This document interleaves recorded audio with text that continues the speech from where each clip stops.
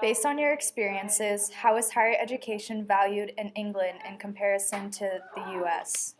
Well, at least when I was going there, so my experience of going to university in England was, and this was, 23 years ago, 24 years ago, was very few people went to university. And so probably only about 3% of the population went to university. In America now, only about 37% of the population get a 4-year degree. And in Europe now, it's actually increased to more. But when I was going, most people did not go to university. This was really, it was a real privilege. So I think a lot of people were kind of skeptical of university. They thought it was a time when people kind of sat around and read a lot of books. But this was a time when you didn't need to go to university to go into the workforce. So I think now it's the same as here. Now it's seen as almost, there is a belief that you cannot live without higher education. But clearly the vast majority of people do. Most people do not get a 4-year degree. So I also think there's a lot of misunderstanding about it. I think people presume that if you get a degree, you will get a job immediately. And I think getting a degree and getting a job are two very different things. I think my job is to teach people how to think critically, and then your job as students is how to take that and apply it to the workforce. So I think people get frustrated when they invest a lot of time and money in higher education and it doesn't pan out with a job. So I think there's a respect for it, there's a sense that you can't live without it, and I think there's also a frustration with it today. What aspects of higher education do you feel are lacking in America as opposed to England?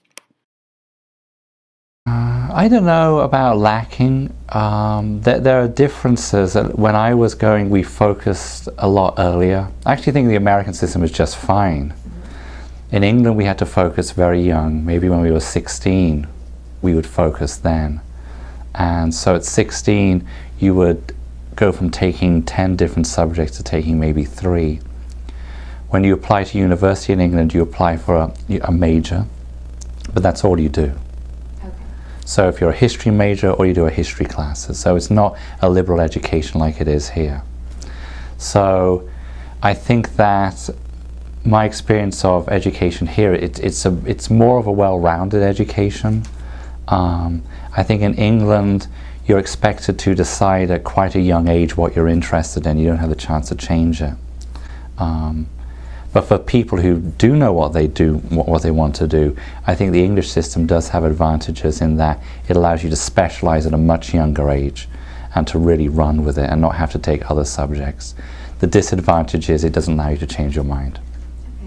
What do you think our universities can do to better prepare their students for the workforce?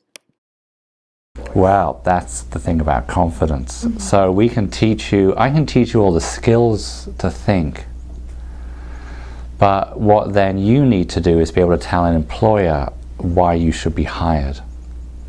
And the hard thing is, in university, people end up feeling very specialized. So I can do this really well, but I can't do these other things. And that's a problem in the workplace, because if you don't find the ideal job, then you feel you're not qualified.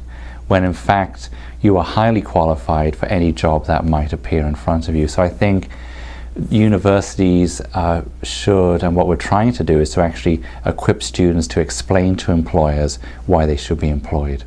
So now students think that there aren't enough jobs for them, but employers think there are not enough students for them, because they meet these, on paper they look very amazing as students, but when they interview them they're quite inarticulate about why they should be hired. So I think the final thing for students to learn before they leave is how to now explain, these are my skills, this is why they can be applied in your workplace. How do teaching styles differ in the United States and England? And when I was in university, we would attend lectures. So if you're doing a course, you wouldn't have the same lecturer throughout the course. You'd have teachers who would come in who specialize on those topics. And then you would have a tutor, and then you would go to a lecture every week, and then with a group of people. Then you'd have a tutor, a professor assigned for you for the year. And you would meet with that tutor maybe one-on-one, or maybe just 3 of you for an hour a week. Courses would last a whole year, whole academic year.